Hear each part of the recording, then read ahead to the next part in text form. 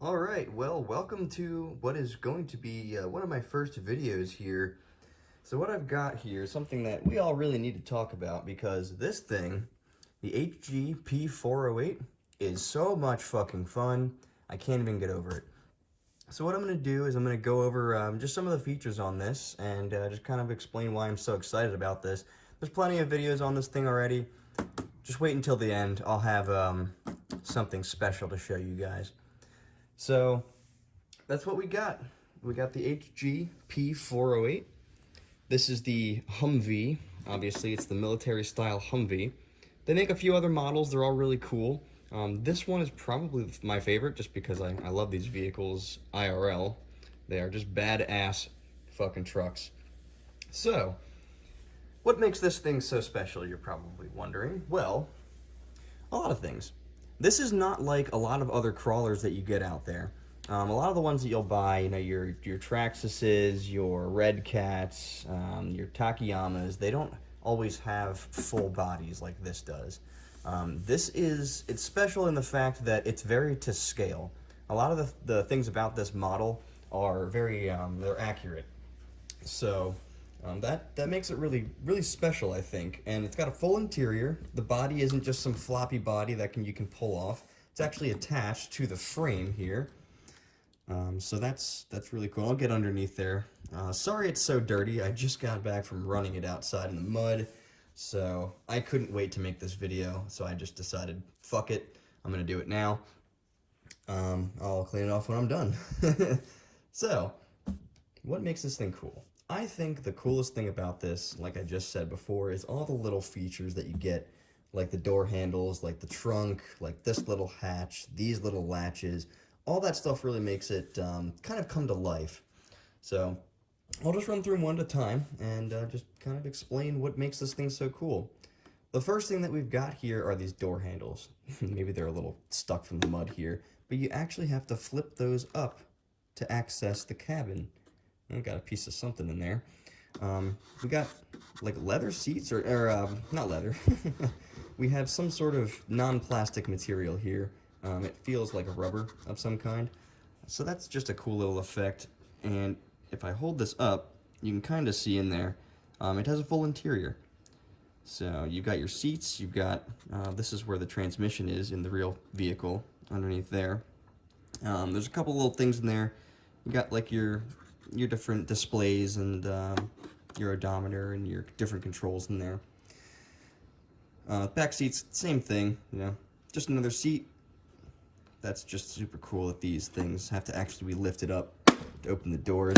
A lot of models won't even come with doors. Like they'll be, you know, they'll be there, but you can't actually open them. These move, these swivel. These are on a metal frame type thing here, so these are not cheap plastic that's just going to break off. And I really like that you can move these in. I've been keeping these in because you're going to run into stuff and it's going to just knock it either forward or backward anyway, so easier to just keep it in like that. So then I'll move on to the trunk here. The trunk actually opens up like that. These are just springs. They're not hydraulic or pneumatic or anything, but they're just there for effect. And then in the trunk here, we have a few other features. First thing is you have these little latches that actually come off. Now, these are real metal. They're just, you know, probably some cast steel of some kind. But those actually come off to allow this to drop down. You've got some effects in here. I think these are like a pair of... No, that's got to be a tripod for them. So this is where you connect your battery. I've already got an adapter in here because I'm using batteries that don't connect to this normally. So that's your battery box. That's your hitch, I think it's called. I should probably know that. Then you got this, which just goes up and down very, very nicely with those springs. Beautiful. All right, so I'll move on to this top hatch here. In here, you have to pull this little button right here in order to lift this up, and this does fold. I believe these are metal hinges. So that folds over. This also swivels. So you can, you know, you can put, you could put a model or something in there and have him standing on that little thing right in there. There's a little machine gun that comes with this. I think it's kind of tacky, so I just took it off. but you can totally do that. And it's a 1/10 scale model, so you can get some figurines in here if you really want to. So that's the hatch on top. That swivels, like I said. And then moving over to the front, these little latches actually come off. And these are very similar to how the real vehicle, how you access the hood. You gotta pull these little hatches down. And these can be kind of a pain in the ass, but whatever. This does not open all of the way because I put a zip tie in the front to keep this on. So it doesn't fully open, but that's okay. I can still access the compartment in here where all your electronics are, and I can do what I need to do if I can open the damn thing. It's a little hard with one hand there. So in here, you've got all of your electronics. This thing's not light either. This thing weighs about 12 pounds. So I've got a couple of upgrades in there, which you can probably tell if you're not a newbie.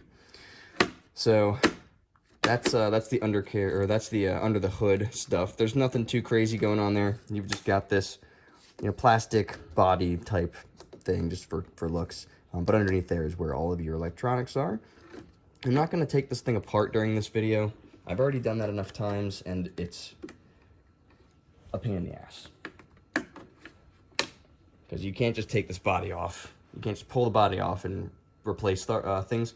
So you actually have to take a bunch of screws off from underneath. There's 6 screws to get the body off.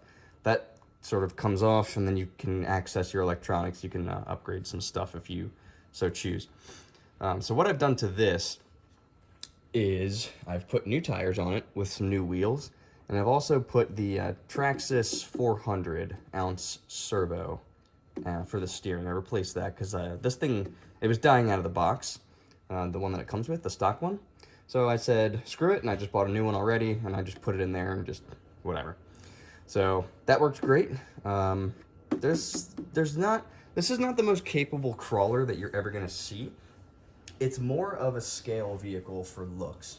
There's a couple of other things on the underbody that I'll show you in a second that kind of, they give you that feel where you can just tell that this thing was designed to look realistic and feel realistic. So it's gonna bottom out on stuff. It's heavy, so it's not gonna be able to pull itself through certain obstacles like a lot of really deep mud. It's just gonna get stuck unless you've got some crazy tires on there. So it's cool for what it is. But you won't be seeing this thing in any kind of competitions because it just doesn't have the ground clearance it needs. It's just too heavy, and it's just not designed for it. So, but who cares? It's still a lot of fun. It'll pull itself up my 45-degree hill in the backyard there with no problem with the stock motor. Through foot-tall grass, it just plows its own fucking way. So, pretty sweet. But you will not see it doing any rock crawling competitions, I don't think. At least not with these tires and wheels. So, yeah, that's what I've done to it. I put new tires, new wheels, and the external BEC for the Traxxas 400 servo. And that's it. So this thing is not really that upgraded. I just wanted it to be able to turn without sucking. The only other thing that I've done to it, which they give you the parts to do this, I locked the differentials. Yeah, it performs a little bit better with locked differentials. It's probably not necessary. When I first bought it, it was going up my back hill with no problem, even without the locks. So, I don't know. But ever since I locked it, it doesn't really have any issues with any obstacles. The only time, like I've already said, when it really tends to have some trouble is when you're crawling over some stuff and it just bottoms out. And then your wheels aren't touching the ground anymore. It doesn't matter if your differentials are locked. It doesn't matter what's going on. You're no longer touching the ground, so you can't deliver power to the ground to get over something. So, that's that. Now I'm going to flip this over, and I'm going to show you the chassis and what you got going on underneath here, because this is pretty cool. I think that's good. Yep. All right. So, looks very realistic, as you can probably tell. Look at all this crap I got in here. All kinds of shit. Caked in mud. Oh yeah, that's gonna be fun to clean. Looks very realistic. You got your exhaust pipes going out here. It comes out through here. They don't do anything. They don't pump out smoke or anything. Wait until later. So they're just there for effect. But this is all very realistic. This looks exactly how a real Humvee is designed. You've even got your brakes right here. These little pads right here. That's actually where the brakes are in a Humvee. So it's just really cool. I love when companies decide to design their models to be as accurate as possible. That's probably why I love Warhammer so much. I guess I've always just been in love with little toy things. I'm a child, I guess, which is fine. So that's all I got for you for underneath. Just looks really cool, but it does bottom out on stuff. You know, I've scraped the shit out of this thing, but it does pretty good in the mud. As long as it's not super deep, it'll be fine. But just don't try crawling over any really big rocks with it because it's not going to do it. So that's pretty much all I got for you on this one. I'll show you some running videos after I'm done. I also want to show you the upgraded one that I have, because this is not really upgraded. If you consider the wheels, the tires, and the servo to be an upgrade, fine, it's upgraded, but it's not upgraded like the other one that I have is. And that's the one that I'm going to show you next, because I've done a lot of work to that one, broken a lot of things on that one, and now that it's done, it is an absolute monster that probably still wouldn't work in a crawler competition, but it would probably get damn close. It would at least compete. So I'll get to that one next, and I will show you what I've done to that to make it an absolute fucking monster truck. Stand by. Now, one of the other things that I didn't mention yet is that the vehicle itself has two gears. It has a high gear and a low gear. It'll go pretty slow. It'll keep up with you about walking pace in low gear. It'll go a little bit faster than you walk, I guess, depending on who you are. In high gear, it'll go about twice the speed. So maybe a jog, it'll probably go 10 miles an hour max or something like that. The box says 30 kilometers an hour. Maybe that's down a hill in neutral. I'm not really sure how they came up with that metric, but it does not go that fast. It has a shitload of power. It comes with a 550 brushed motor. So it's got a shitload of power, but it does not. It's just not geared to go fast. So it doesn't go fast. I don't care what they say. You can buy one, pick one up, and you can check it out. It does not go 30 kilometers an hour, even downhill in second gear.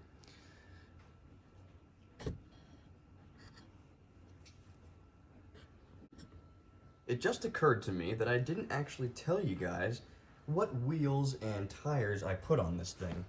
These are Dick Crep.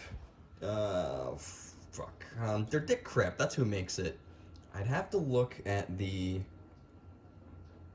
crawler tires, like rock crawling tires from Dick Crep. I'd have to look at the actual model, or the part number again. I don't remember where I got these. The wheels are just some beadlock wheels that I got from like A-Main Hobbies. They're aluminum, so nothing crazy there. I just like the styling of them. I think they fit with the green. I had them on the tan one originally, which I'm going to show you next, and they just look better on this one. Plus, the tan one has different wheels on it now, which you'll see in a second. So here we go.